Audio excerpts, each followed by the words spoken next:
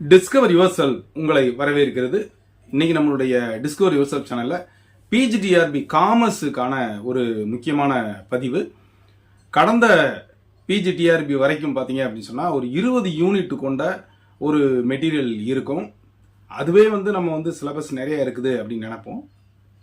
இப்போ கிட்டத்தட்ட ஒரு 10 வருடங்களுக்கு மேலாக அந்த பழைய சிலபஸே வச்சிருக்காங்க அப்படின்ற போர்வையில் திரும்பவும் பார்த்தீங்கன்னா அந்த சிலபஸை 2 மடங்காக மாற்றிட்டாங்க. இது எல்லா சப்ஜெக்ட்டுக்கும், நம்ம சப்ஜெக்ட் மட்டும் கிடையாது, எல்லா சப்ஜெக்ட்டுக்குமே மாற்றிட்டாங்க. ஆனால் யூனிட் பார்த்தீங்கன்னா பழசு 5 யூனிட்டுங்கிறத 10 யூனிட்டாக இருந்தது, 10 யூனிட்டுங்கிறது 20 யூனிட்டாக இருந்தது. இப்போது பேருக்கு 10 யூனிட்டு, ஆனால் 18 பெரிய யூனிட். இன்னைக்கு மேனேஜ்மெண்ட் அக்கௌண்டிங்னு எடுத்துக்கிட்டிங்கன்னா அதுவே ஒரு 700 பக்கம் 800 பக்கம் கொண்ட ஒரு பெரிய பல்கான மெட்டீரியல். உங்களுக்கு தெரியும், கிட்டத்தட்ட நம்ம யூஜியில் படித்தது பிஜியில் படித்ததில் கிட்டத்தட்ட முக்கால் வாசி அந்த சிலபஸ்க்குள்ளே கொண்டு வந்தாச்சு. இன்னும் சம்டைம்ஸ் நம்ம நினைப்போம் காலேஜ் லெக்சர்ஷிப்புக்கு போகக்கூடிய சிலபஸ் கூட இவ்வளவு வாஸ்டாக இருக்காதோ அப்படின்ற மாதிரிலாம் நமக்கு தோணுது.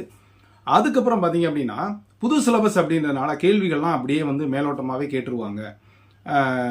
அப்படிலாம் இருக்கும் இப்படி போகிற போக்கில் அப்படியே பேசிகிட்டே போகிறது. அப்போ நண்பர்கள் கேட்டாங்க, இது எப்படி அணுகுமுறை பண்ணணும், எப்படி ப்ரிப்பேர் பண்ணணும், அது கொஞ்சம் வழி சொல்லுங்கள் சார், எனக்கு ஒரு வீடியோ போடுங்க அப்படின்னாங்க.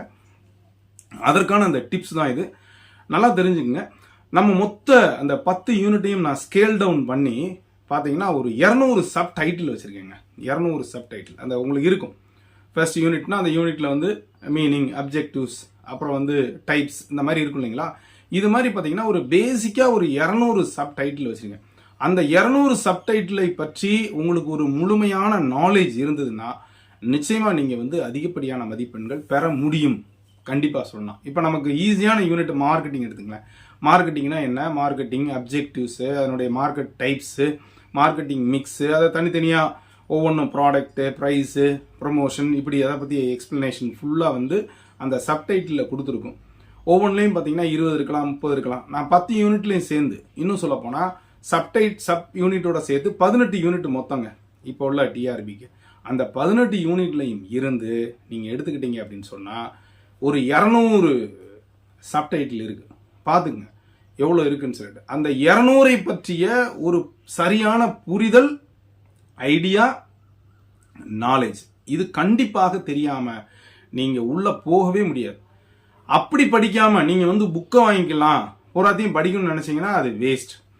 அப்போ அந்த 200 சப்டைட்டிலும் எங்கே இருக்குன்னா எங்கேயுமே இல்லை, அங்கேயே இருக்குது. நமக்கு சிலபஸ்லேயே கொடுத்துருக்காங்க இல்லையா, அந்த சிலபஸில் இருக்கக்கூடிய சப்டைட்டில் சார்ந்து நீங்கள் படிக்கணும்.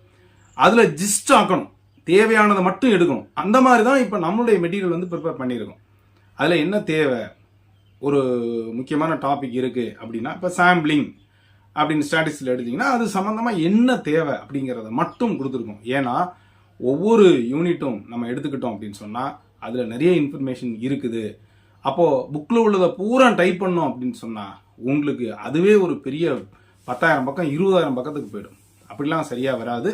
ஏற்கனவே நம்ம படித்தது தான், நம்ம படித்தவர்கள் தான், எம்காம் படிச்சிருக்கோம். ஸோ அதனால் பேசிக்கான நாலேஜ் கண்டிப்பாக தெரிஞ்சிருக்கணும். நமக்கு சாதாரணமாக இப்போ மேனேஜ்மெண்ட் அக்கௌண்டிங் படிக்க போறீங்க, இல்லை காஸ்டிங் படிங்கன்னா காஸ்ட் ஷீட்டை பற்றி நமக்கு தெரிஞ்சிருக்கணும். மேனேஜ்மெண்ட் அக்கௌண்டிங்கில் சாதாரணமாக contribution, variable cost, fixed cost, இந்த மாதிரி விஷயங்கள்லாம் தெரிஞ்சிருக்கணும். அந்த சார்ட்லாம் தெரிஞ்சிருக்கணும். வேரியபிள் காஸ்ட் எப்படி போகுது, ஃபிக்ஸட் காஸ்ட் எப்படி போகுது, மார்ஜின் ஆஃப் சேஃப்டி எப்படி சேஞ்ச் ஆகுது, பிஇபி எப்படி டிட்டர்மைண்ட் ஆகுது, இப்படிங்கிற விஷயங்கள் எல்லாம் திரும்ப போய் படித்து அதை அண்டர்ஸ்டாண்ட் பண்ணணும்னு நினச்சா சத்தியமாக முடியவே முடியாது. அப்புறம் இந்த 10 யூனிட் இருக்கு இல்லைங்களா, அதில் 5 யூனிட் பியூர் தியரிங்க, 5மே தியரி.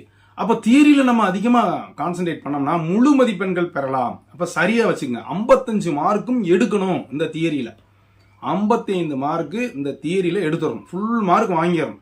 சார் ஆசிரியா நம்ம 18 யூனிட் அப்படின்றதுனால குறைஞ்சது ஒரு யூனிட்டுக்கு 5 மார்க் அப்படின்னு வச்சுக்குவோம் உதாரணத்துக்கு. அப்போது 5 மார்க் அப்படின்னா பாதி, சரி பாதி. அந்த 9 யூனிட்டும் பழைய யூனிட் தான். நல்லா தெரிஞ்சுக்கங்க, பழைய யூனிட்டு. மொத்தத்தில் புதுசு அப்படின்னா அப்புறம் ஒரு 9 யூனிட். பழைய யூனிட் அப்போ நம்ம தரவு பண்ணி வச்சுருந்துருக்கோம்னு வச்சுக்கோங்களேன். அப்போ ஒரு பாதி மார்க் ஈஸியாக வாங்கிடலாம், 55 மதிப்பெண்கள் ஈஸியாக வாங்கிடலாம். இது என்னுடைய ஐடியா. அப்புறம் பார்த்தீங்கன்னா இப்போ இருக்கிற யூனிட்ல 5 யூனிட் தியரி, 5 யூனிட் தான் ப்ராப்ளம் சைடு இருக்கக்கூடியது. ப்ராப்ளம்லாம் ரொம்ப கேட்க மாட்டாங்க. ஒரு 20 கொஸ்டின்ஸ் வேணா ப்ராப்ளம்னு வச்சுக்கலாம். ஸோ அதற்காக நம்ம ரொம்ப டெப்த்தாக போகணும்னு அவசியம் இல்லை. இது என்னுடைய கருத்து. இன்னும் சில பேர் சொல்லுவாங்க, இல்லை ப்ராப்ளம் தெரிஞ்சாலே போதும் நீங்கள் தியரி அட்டன் பண்ணிடலாம். ரைட், ஓகேங்க, அதுக்கெலாம் நமக்கு டைம் இருக்குமா? இருக்கும். நமக்கு அன்லஸ் நம்ம கரெக்டாக அந்த புரிஞ்சு பண்ணிட்டோம்னா ஈஸியாக இருக்கும். இப்போ ஸ்டாட்டிஸ்டிக்ஸ் எடுத்துட்டிங்கன்னா டேட்டா கலெக்ஷனில் இருந்து மீன், மீடியன், மோடு, ஆவரேஜ் எல்லாம் முடிச்சுட்டு, ப்ராபபிலிட்டி முடிச்சுட்டு, டிஸ்ட்ரிபியூஷன் முடிச்சுட்டு, கார்லேஷன் எல்லாம் உங்களுக்கு போட தெரிஞ்சதுன்னா அங்கே தியரிக்கு எங்கெங்க வேலை இருக்குது? ஈஸி. அப்போ அவ்வளவும் நமக்கு தெரிஞ்சிருக்கணும். புதுசாக போய் படிக்கணும் அப்படின்னு நினச்சா நிச்சயமாக முடியவே முடியாது. அப்போது இந்த மாதிரி நினைச்சிங்க, பழைய யூனிட் நான் தரவு பண்ணிட்டாங்க, எனக்கு பாதி மதிப்பெண் இப்போ கையில் இருக்குது, இன்னும் எனக்கு ஐ வாண்ட் ஆஃப் 25 மார்க்ஸ், 80 மதிப்பெண்கள் சப்ஜெக்ட்ல. அந்த 25 மதிப்பெண்களுக்கு புது யூனிட்ல இருந்து நீங்க பாதி மார்க் வாங்கினாலே உங்களுக்கு 80 மதிப்பெண்கள் ஈஸியா வந்துடும். அந்த மீதம் உள்ள 30 மதிப்பெண்களுக்கும் பழைய சிலபஸ்ல இருக்கக்கூடிய எஜுகேஷன் சைக்காலஜி ஜிகே இருக்குங்க, அதுல 30 மதிப்பெண்கள் ட்ரை பண்ணா 110. 80 + 30 = 110. நிச்சயமா நீங்க போஸ்டிங் வாங்குறதை யாராலையும் தடுக்கவே முடியாது. ஸோ நிறைய நண்பர்கள் கேட்டுக்கிட்டே இருந்தாங்க, அதற்காகத்தான் நான் இதை சொல்கிறேன். எப்படி காமர்ஸ் படிக்கணும்?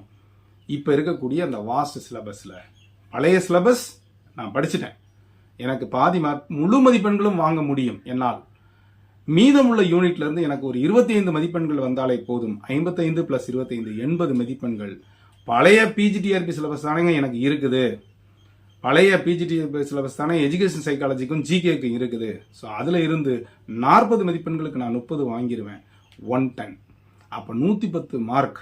மீதம் உள்ள தெரியாத கொஸ்டினுக்கு நான் ஃப்ளூக்கில் போட்டால் கூட ஒரு +5 வந்தால் கூட 115 மதிப்பெண்கள். என்னுடைய வெற்றியை யாராலையும் தடுக்கவே முடியாது. காமர்ஸ் நண்பர்களுக்கு நான் சொல்லக்கூடிய பதிவு இதுதான். பழசில் 50% மார்க் வாங்கிடலாம், 110க்கு 55, புதுசுல 25 மதிப்பெண்கள். இதில் எது ஈஸியாக இருக்குது, எது கஷ்டமாக இருக்குங்கிறத நீங்கள் முடிவு பண்ணிக்கோங்க. நான் சொன்ன அந்த 200 சப்டைட்டில் இருக்கு இல்லைங்களா, அது சார்ந்து அதுக்கு தேவையான இன்ஃபர்மேஷனை பூரா எடுங்க. 200 பக்கத்துக்குள்ளே உங்கள் நோட்ஸை கொண்டு வாங்க. அந்த 200 பக்கத்தை 20 பக்கத்துக்குள்ளே கொண்டு வாங்க. தானாக எந்த மாதிரி கேள்வி கேட்டாலும் உங்களால் ஆன்சர்ஸ் பண்ண முடியும், நல்ல கட் ஆஃப் பெற முடியும். இதோட ஒரு நல்ல டிப்ஸ் தர முடியாதுன்னு நான் நினைக்கிறேன். தொடர்ந்து சைக்காலஜி மற்றும் ஜிகேக்கு நம்ம கிளாஸஸ் இருக்குது, மெட்டீரியல் இருக்குது. அந்த கிளாஸஸுக்கு வந்தீங்கன்னா நிச்சயமாக நீங்கள் ஒரு 30 வாங்குறதுக்கு வாய்ப்பு இருக்கும். புரிந்து கொண்டு அதை படிக்கும் பொழுது எளிமையாக இருக்கும். அதனால் அனைத்து சப்ஜெக்ட்ஸ் அந்த நண்பர்களும் இதையும் நீங்கள் கண்டிப்பாக ஃபாலோ பண்ணுங்கள். கிளாஸஸுக்கு வாங்க, அதுக்கப்புறமா டெஸ்ட் பேட்சுக்கு வாங்க. நல்ல மெட்டீரியல் இருக்குது, வாங்கி படிங்க. தொடர்ந்து உங்களுடைய எந்த விதமான சந்தேகம்னாலும் கமெண்ட் பாக்ஸில் கேளுங்க. இது வரைக்கும் டிஸ்கவரி யோசப் சேனலை சப்ஸ்கிரைப் பண்ணிட்டு கூட இருக்கிற பெல் ஐகானை கிளிக் பண்ணிட்டு ஆளுங்க மறக்காமல் செலக்ட் பண்ணுங்கள். மீண்டும் அடுத்த ஒரு நல்ல அப்டேஷன் சந்திக்கிறேன். நன்றி, வணக்கம்.